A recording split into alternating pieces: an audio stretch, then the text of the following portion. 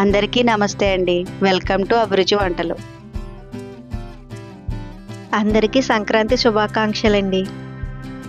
సంక్రాంతికి సందర్భంగా మన ఛానల్లో ఈరోజు 4 రకాల పిండి వంటలు మనం రెడీ చేసుకుందామండి. ఎవరైనా ఈజీగా చేసుకోగలిగే ఈ పిండి వంటలను ఏ విధంగా చేయాలో చూద్దామా అండి? మా ఛానల్ ఫస్ట్ టైం చూస్తున్నట్లయితే సబ్స్క్రైబ్ చేసుకోండి. అరిసెల కోసం రేషన్ రైస్ని 2 తవ్వలు శుభ్రంగా క్లీన్ చేసి నానబెట్టుకున్నానండి. మీకు అర్థమయ్యేలా చెప్పాలంటే 1 కేజీ రైస్. ఈ రైస్ నానబెట్టుకున్నప్పుడు శుభ్రంగా క్లీన్ చేసి నానబెట్టుకుని 6 గంటలకు ఒకసారి వాటర్ని మార్చుకోవాలండి. ఇలా నానిన రైస్ని చిల్లుల గిన్నెలో వేసి ఒక 10 నిమిషాలు పక్కన పెట్టుకోవాలి.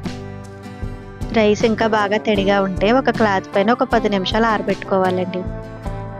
ఒక మిక్సీ జార్ తీసుకుని మిక్సీ జార్ సగానికి రైస్ను వేసుకుని మెత్తగా మిక్సీ పట్టుకోవాలి. ఇలా మెత్తగా మిక్సీ పట్టుకున్న పిండిని జల్లెడలో వేసుకుని జల్లించుకోవాలి. అరిసెలకి పిండి చాలా మెత్తగా ఉండాలండి. ఇలా రెడీ చేసుకున్న పిండి తడారిపోకుండా ఒకసారి బాగా నొక్కుకొని మూత పెట్టుకోవాలి. పాకానికి బెల్లాన్ని ఇలా చిన్న చిన్న ముక్కలుగా కొట్టుకుని టీ గ్లాస్ వాటర్ వేసుకుని గ్యాస్ పైన పెట్టుకుందామండి. బెల్లం పూర్తిగా కరిగిన తర్వాత ఇలా నువ్వర కింద వచ్చినప్పటి నుంచి మనకు పాకం సిద్ధమవుతుందండి. పాకం వచ్చిందో లేదో ఒక గిన్నెలో వాటర్ వేసుకొని చూసుకుందాం. ఈ పాకం ఇలా ఉండగా వచ్చి మన చేతికి సాఫ్ట్గా తగులుతున్నప్పుడు స్టవ్ ఆఫ్ చేసుకోవాలి. పాకంలో 2 టీ స్పూన్ల యాలక్కాయల పొడిని వేసుకుని ఒకసారి బాగా కలుపుకోవాలి. పాకంలో పిండిని కొంచెం కొంచెంగా వేసుకుంటూ ఎక్కడా ఉండలు లేకుండా బాగా కలుపుకోవాలి. పాకం తొందరగా గట్టిపడుతుందండి, అందుకే పిండిని తొందరగా కలుపుకోవాలి. పాకానికి సరిపోయినంత పిండిని కొంచెం కొంచెంగా యాడ్ చేసుకుంటూ ఎక్కడా ఉండలు లేకుండా బాగా కలుపుకుందామండి. పిండి మొత్తాన్ని బాగా కలుపుకున్న తర్వాత పిండి ఆరిపోకుండా ఒక స్పూన్ నెయ్యి వేసుకుని మూత పెట్టుకుని పక్కన పెట్టుకోవాలి. ఇలా ప్రిపేర్ చేసుకున్న చరిమిడిలోంచి కొంచెం పిండిని తీసుకుని ప్లాస్టిక్ కవర్కి ఆయిల్ని అప్లై చేసుకుని దాని మీద ఇలాగా అరిసె కింద ఒత్తుకుని ఆయిల్లో వేసుకోవడమేనండి.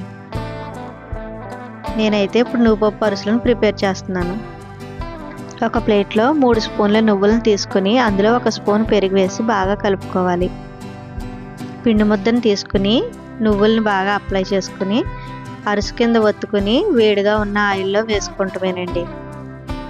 ఈ విధంగా నువ్వుపప్పు అరిసెలు వేసుకుంటే అరిసె మొత్తానికి నువ్వుపప్పు చాలా బాగా పడుతుందండి. ఆయిల్లో కూడా నువ్వులు ఇడిపోకుండా చాలా చక్కగా వస్తాయండి. ఇలా బాగా వేగిన అరిసెని గరిటలోకి తీసుకొని ఒక అట్ల పుల్లతోని బాగా ఒత్తుకుంటే అరిసెలో ఉన్న ఎక్స్ట్రా ఆయిల్ అంతా పోతుందండి. ఇదే విధంగా చేసుకున్న పిండి మొత్తాన్ని అరిసెల కింద వేసుకోవాలి. అరిసెలు ఆయిల్లో వేసేటప్పుడు చాలా మెత్తగా ఉంటాయండి. వాటిని తిప్పుకునేటప్పుడు జాగ్రత్తగా తిప్పుకోవాలి. ఇవి బయటికి తీసి చల్లారిన తర్వాత మనకు పైన క్రిస్పీగా లోన సాఫ్ట్గా వస్తాయండి. ఎంతో టేస్టీ అయిన మన అరిసెలు రెడీ అయిపోయినాయి. ఇప్పుడు మనం పొంగడాలను రెడీ చేసుకుందామండి. అరిసెలకు పట్టుకున్న పాకంలోనే ఉన్న చలివిడిని కొద్దిగా తీసుకుని అందులోని హాట్ వాటర్ని కలుపుకోవాలండి.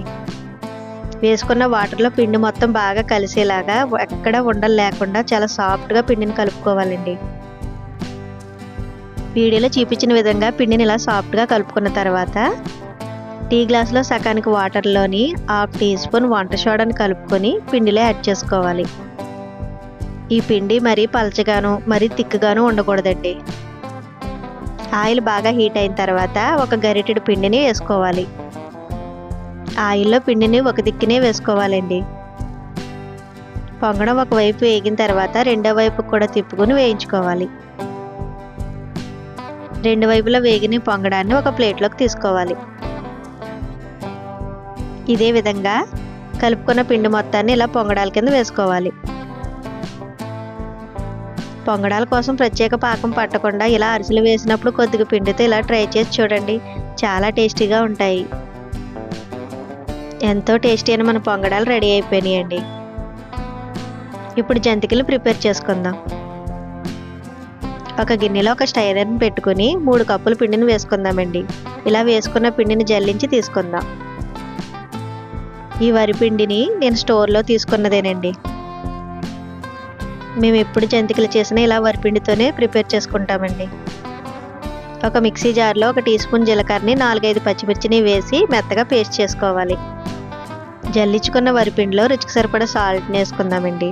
ఇందులోనే 2 టేబుల్ స్పూన్ల నువ్వుల్ని 1 టీ స్పూన్ వాముని తీసుకుని ఇలా నలిపి వేసుకుందాం. మనం వేసుకున్న అన్ని పిండిలో కలిసేలాగా ఒకసారి బాగా కలుపుకుందామండి. ఇలా పిండిని బాగా కలుపుకున్న తర్వాత మనం మిక్సీ పట్టుకున్న పచ్చిమిరకాయ పేస్ట్ ఉంది కదండి, ఇందులో వేడి నీళ్ళని వేసుకుని వడబోసుకుని వరిపిండిలో వేసుకోవాలి. వేసుకున్న హాట్ వాటర్ని వేడిగా ఉంటాయి కదండి, దీన్ని ఒక స్పూన్తో కానీ గరిటెతో కానీ ఒకసారి బాగా కలుపుకోవాలి.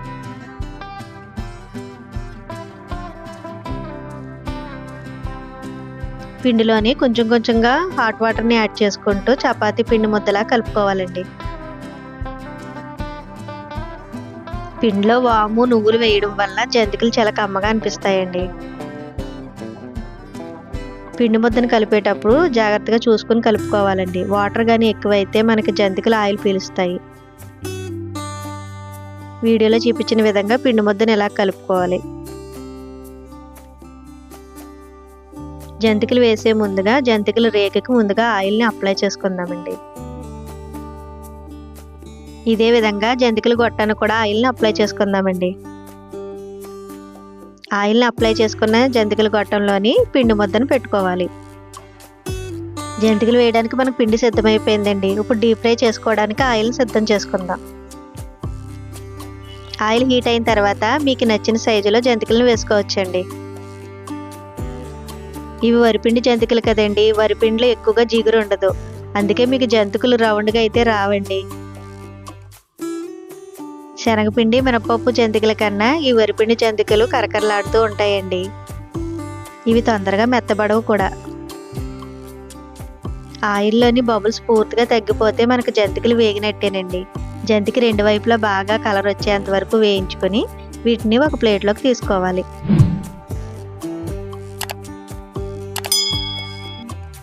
ఇదే విధంగా మిగతా పిండితో కూడా జంతికలను వేసుకుందామండి. ఎప్పుడు వేసుకునే శనగపిండి జంతికలు కాకుండా ఇలా వరిపిండితో ఒక్కసారి ట్రై చేసి చూడండి, చాలా బాగుంటాయి. కరకరలాడే ఆంధ్ర పిండి వంటకమైన మన వరిపిండి జంతికలు రెడీ అయిపోయినాయండి. ఇప్పుడు మన వీడియోలో సంపెంగ పువ్వులను రెడీ చేసుకుందామండి. ఒక గిన్నెలో 2 కప్పుల మైదాని తీసుకోవాలి.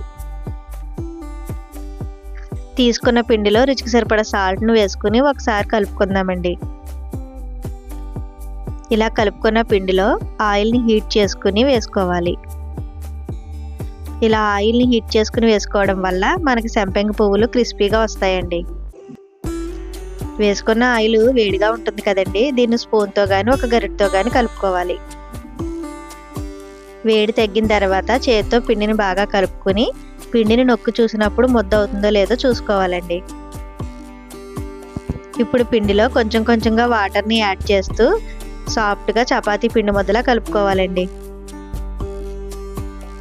ఈ సంపెంగ పువ్వుల్ని గోధుమ పిండితో కూడా రెడీ చేసుకోవచ్చండి. పిండిని కలిపేటప్పుడు బాగా ప్రెస్ చేస్తూ సాఫ్ట్గా అయ్యేంత వరకు బాగా కలుపుకోవాలండి. వీడియోలో చూపించిన విధంగా పిండి ముద్ద ఇంత సాఫ్ట్గా ఉండాలండి. పిండి ముద్ద ఆరిపోకుండా దీనిపైన మూతను పెట్టుకుని 10 నిమిషాల పాటు పక్కన పెట్టుకుందామండి. 10 నిమిషాల తర్వాత పిండిని ఒకసారి చూసుకుని బాగా ప్రెస్ చేస్తూ ఒక 5 నిమిషాల పాటు బాగా కలుపుకోవాలి. ఈ పిండి ముద్దని కట్ చేసుకోవడానికి వీలుగా 3 ఈక్వల్ పార్ట్స్ వచ్చేలాగా రెడీ చేసుకుందామండి. ఇలా రెడీ చేసుకున్న పిండి ముద్దల్లోంచి ఒక పిండి ముద్దను తీసుకొని పొడవుగా రోల్ చేసుకుని పిండి ముద్దను తీసుకుని మన సంపెంగ పువ్వులు చేసుకోవడానికి వీలుగా దీన్ని చిన్న చిన్న ముద్దలుగా కట్ చేసుకుందామండి. ఇదే విధంగా మనం చేసుకున్న పిండి ముద్దనన్నిటిని కూడా సంపెంగ పువ్వులు చేసుకోవడానికి వీలుగా చిన్న చిన్న బాల్స్ కింద ఇలా రెడీ చేసుకుందామండి.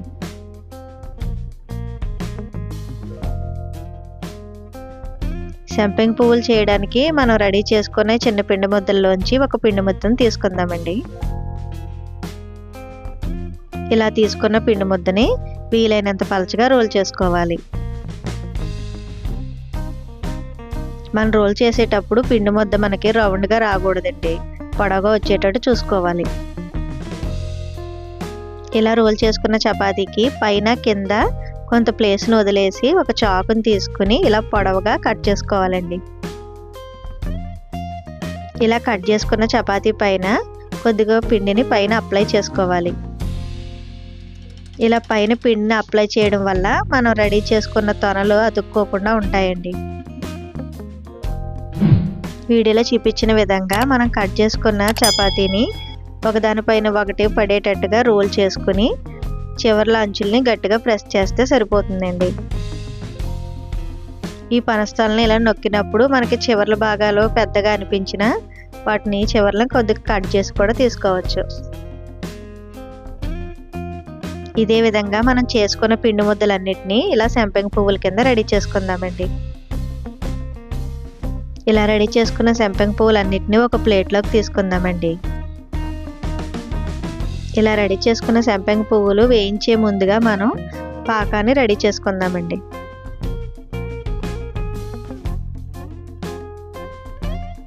పాకాన్ని పట్టేటప్పుడు మన పిండి క్వాంటిటీ ఎంతైతే తీసుకుంటామో షుగర్ క్వాంటిటీ కూడా అంతే ఉండేటట్టు చూసుకోవాలండి. ఒక గిన్నెలో 2 కప్పుల షుగర్ని తీసుకోవాలి. హాఫ్ కప్పు వాటర్ని కూడా యాడ్ చేసుకుని షుగర్ని బాగా కరిగించుకోవాలి. పంచదార పూర్తిగా కరిగిన తర్వాత ఇందులో 2 యాలకుల్ని కొట్టుకుని వేసుకోవాలి. పంచదార పూర్తిగా కరిగిన తర్వాత దీన్ని ఒక 5 నిమిషాల పాటు బాగా మరిగిస్తే మనకి లేత తీగ పాకం వస్తుందండి. ఇలా లేత తీగ పాకం వచ్చిన తర్వాత స్టవ్ ఆఫ్ చేసుకుని పాకం చల్లారకుండా మూత పెట్టుకుని పక్కన పెట్టుకోవాలి. స్టవ్ పై ఒక కడాయి పెట్టుకుని కడాయిలో డీప్ ఫ్రైకి సరిపడంత ఆయిల్ని వేసుకోవాలి. ఆయిల్ని బాగా మరిగించకూడదండి, గోరువెచ్చగా ఉన్నప్పుడే మన సంపెంగ పువ్వులను వేసుకోవాలి. అవి ఆయిల్లో వేసిన 3 నిమిషాల తర్వాత వాటికంతా అవే పైకి తేలుతాయండి. ఇవి ఆయిల్లో పైకి తేలిన తర్వాత గరిటె పెట్టుకుని 2 వైపులా వేగేలాగా కలుపుతూ వేయించుకోవాలి. ఈ పనస పువ్వులు బాగా కలర్ మారిన తర్వాత వీటిని ఒక ప్లేట్లోకి తీసుకోవాలి. ఇదే విధంగా మనం చేసుకున్న పనస పువ్వులన్నిటినీ ఆయిల్లో వేసుకుని వేయించుకోవాలి. ఈ పనస పువ్వుల్ని పాకంలో వేసేటప్పుడు పాకం గోరువెచ్చగా ఉండేటట్టు చూసుకోవాలండి. మనం వేయించుకున్న పనస పువ్వుల్ని ఒక్కొక్కటిగా పాకంలో వేసుకుని పూర్తిగా మునిగేలాగా ఒక స్పూన్తో బాగా కలుపుకొని పక్కకు తీసుకోవాలి. ఇదే విధంగా మనం చేసుకున్న పువ్వులన్నిటికీ కూడా పాకం పట్టేటట్టుగా బాగా కలుపుకొని తీసుకోవాలి. అంతేనండి, ఎంతో సింపుల్ అండ్ టేస్టీ మన పనస పువ్వులు రెడీ అయిపోయినాయి. ఈ సంక్రాంతికి మీరు తప్పకుండా ఈ వంటకాల్లో మీకు ఏది నచ్చితే దాన్ని తప్పకుండా ట్రై చేసి చూడండి. మా వీడియో నచ్చితే లైక్ చేయండి, షేర్ చేయండి, సబ్స్క్రైబ్ చేసుకోండి. మీ అమూల్యమైన ఫీడ్బ్యాక్ని తెలియచేయండి.